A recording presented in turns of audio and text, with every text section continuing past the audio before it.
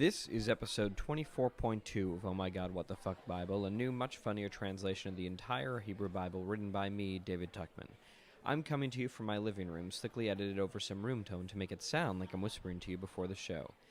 Each month on the podcast, a guest joins me to read as much of my own personal translation of the Old Testament as they can, while I make fun of it. This month, I'm joined by Jewish rapper extraordinaire Y-Love, as we read I Was Revealed, aka Va'era, the second portion in the book of Exodus, which I call Names. The next live show will be at Beauty Bar in New York City on October 27th with Rishi Groner at 8 p.m. and online soon after. Enjoy! Previously in the Bible. When Avram was 99 years old, Jehovah appeared to him. I am El Shaddai, God said. You and the generations that follow you shall make me your God. In return, I will give you the land in which you are now a stranger. The entire count of souls of House Yaakov going to Mitzrayim was 70. A new king rose over Mitzrayim. The Mitzrim enslaved the Hebrews. One of Jehovah's messengers appeared to Moshe as a mass of flame inside a bush. Elohim called to Moshe from inside the bush, I am the Elohim of your fathers, the Elohim of Abraham, Yitzchak, and Yaakov. Go to Pharaoh and take my nations from Mitzrayim. Moshe and Aaron went to Paro. Please, let us go. Don't give the people straw to make their bricks like you did yesterday and the day before. Paro commanded his slave drivers. The sons of Israel saw how screwed they were. For thousands of years, we've been under the impression the Bible was meant to be taken seriously. Finally, a new translation that'll change all that. This is Oh My God, What the Fuck Bible! Yeah! Let's do number 14, in which Moshe wastes our time for an entire chapter. Exodus 6:10 to 6:13. 6:1-3. Come, Hashem said to Moshe, go talk to Pharaoh, king of Mitzrayim, and he'll send the sons of Yisrael from his land. Oh my God, there's no setting in this chapter whatsoever. Okay. This is actually the beginning to every piece of civil rights legislation that's ever gone through Congress, just saying. Didn't know that. The sons of Yisrael, yeah, go talk to the governor of Alabama and tell him to, all right, whatever. The sons of Yisrael didn't listen to me, Moshe said. How will Pharaoh listen to me? My lips are clogged. So the word used here for lips are clogged is very similar to the word used for foreskin, but talking about foreskin and lips is just too easy, so let's keep going. You picked the perfect guess for that one. Yeah. Hashem commanded Moshe and Aaron to go to the sons of Yisrael and the king of Mitzrayim to take the sons of Yisrael out of Mitzrayim. Okay, just some pointless verses. Let's do chapter 15. In which there is yet another list of names, Exodus 6:14 to 6:27, and hopefully we'll get to some plot soon. These are the heads of their fathers' houses. No idea what these pronouns are for, but okay. Reuven, firstborn of Yisrael. Chanoch, Phalu. It's just the Jew necessities, the simple Jew necessities. Forget about your worry and your strife. So, because Phalu, if Phalu told somebody about what they need to do to convert, it would be called the Ger necessities. I'm so sorry, because Ger means, never mind. Chetzron, Charmi. Shimon, Yemuel, Yamin, Ohad, Yachin, Sochar, and Shaul, the son of the Canaanite woman. So some suggest that the Canaanite woman refers to Dinah, Shimon's sister, with whom he had sex after murdering her lover Shechem. Levi, who lived 137 years. Sure. Let's talk about Google Calico, which is working on defeating death completely for good. Google/Calico will be up eventually. Kahat, 133 years. And his sister Kabanet? Amram, he took his cousin Yocheved as his woman, and they had 137 years.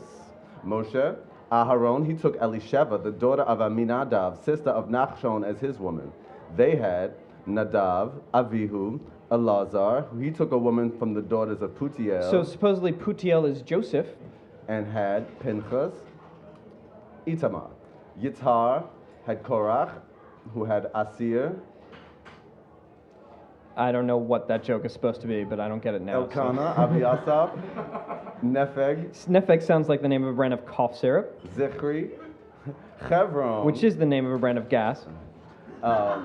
Uziel. Like the gun. Mishael, Elzaphan, Sitri, Merari, Machli, Mushi. Oh my God. That's the family of Levi. Oh, I feel like we got sidetracked from that That's story. who Aaron and Moshe, the ones who Hashem said, take the sons of Yisrael from the land of Mitzrayim according to their legions. Oh. They're the ones who spoke to Pharaoh and king of Mitzrayim to take the sons of Yisrael from Mitzrayim. They're Moshe and Aaron. Okay, chapter 15.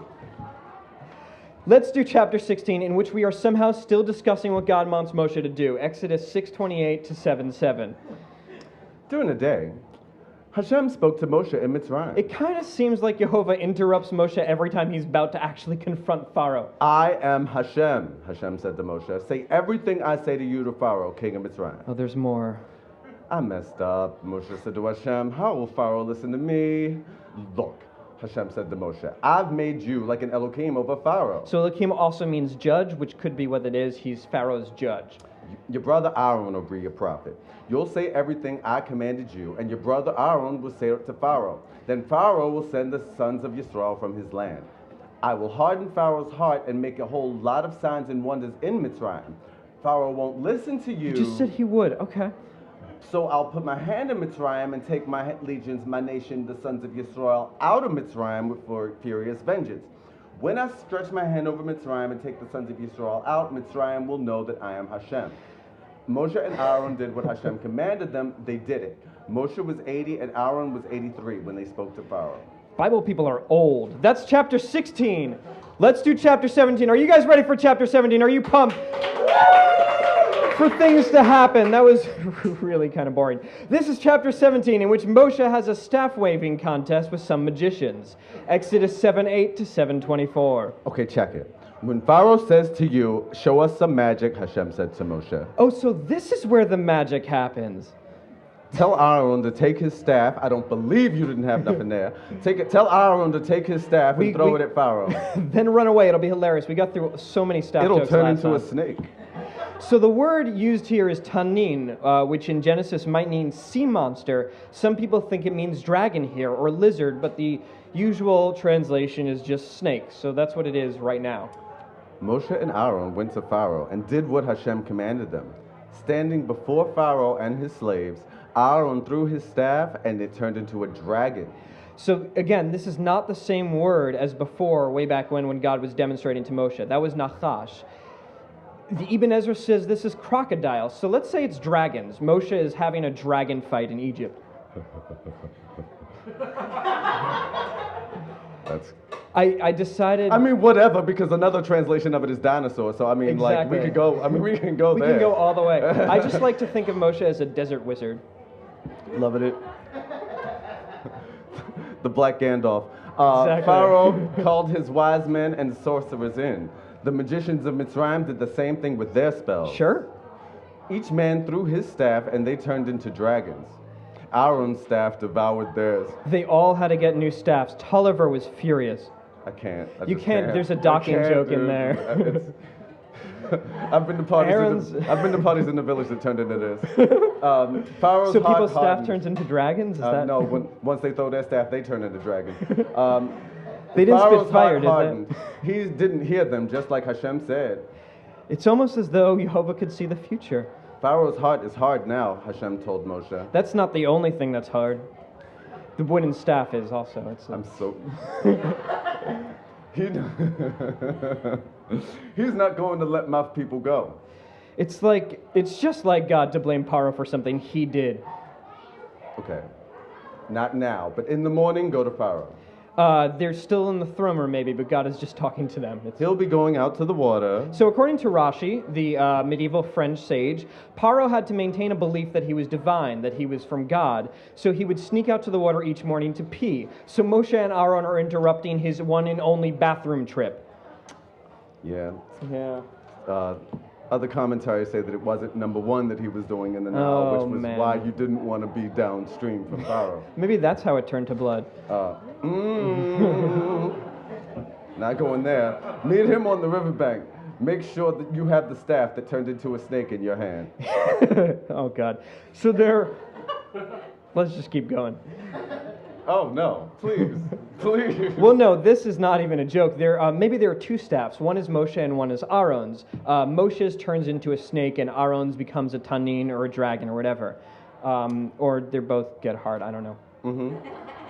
Hashem, Elohim of the Hebrews, you'll say to him, sent us to you to tell you, send my people so that they can do my work in the desert. So can you really imagine an 83-year-old man leading a mass exodus? Paro was probably just looking out for the Hebrews. He was like, this guy is too old. He's not going to last. You haven't listened. This will show you that I am Hashem. Keep going. So, I'll hit the water in the river with the staff in my hand, and it'll turn into blood. This is Moshe speaking to Pharaoh. Exactly. There's a lot the of fish in the river will die. The river will putrefy. And that sounds like a Harry Potter reference. Yes. The river will putrefy, and Mitzrayim will exhaust itself trying to drink from the river. Then turn to your brother Aaron, Hashem said to Moshe. Tell him, take your staff and pour it at Mitzrayim's water, its rivers, canals, and ponds, every body of water. That would take forever. They will become blood. This is turning into a Bond villain kind of move, but all right. In all of Mitzrayim, and its trees and its rocks, there will be blood. There will be blood. So, it's been a while since we've done this. My name is Moses, and this is my brother and partner Aaron. If I say a messianic figure, I think you'll agree. Exactly. Moshe and Aaron did exactly as Hashem commanded. They raised their staff and struck the water in front of Pharaoh, his slave. They skipped the ultimatum completely and just went for it. All the water in the river turned to blood. All the water in the river turned to blood. The fish in the river died. Mitzrayim couldn't drink from it. The blood flowed throughout Mitzrayim. Which, on the plus side, means they had a really good irrigation and plumbing system. So they got the blood that through. flowed everywhere. Yeah. That means there was nowhere that didn't have blood. Right. Inside. See, that's Talmudic logic. Mitzrayim's magicians did the same thing with their spells. Oh my God, how? So Rashi explains that last time the magicians used demonic spells. This time they used sorcery, which makes sense. Pharaoh's heart hardened and he didn't listen to Moshe and Adog, just like Hashem said. Pharaoh turned and went home. He gave 0 fucks about this shit. The water in the river was undrinkable. All of Mitzrayim dug around the river, searching for water to drink. Now think about this. All of the rivers just turned to blood. Yep. There's blood flowing everywhere. There's no water anymore. Mitzrayim's magicians did the same thing with their spells. What? They changed it to blood? It's already blood. Yeah. So what? They changed it to water and then back to They blood? went to Syria, got some water, brought it in. Changed. Hey, check flushed this out. everything else out. Well, no, Brought all of that water and changed that to blood. Well, that's why you got to doubt what they actually did, because they just covered it up and was like, hey, remember this river over here? Now it's blood. You thought that was a waterfall? No, more No, blood. blood. That's all we've got time for this week. If you like the show, please find us on Facebook, Twitter, Tumblr, and the web. Or drop me a line at omgwtfbible@gmail.com. And please share the show with all your friends and rate and review it on iTunes. It really helps. But most of all, be sure to listen to the next episode, because next time, in the Bible... They've already established the Office of Blood Management, and they're...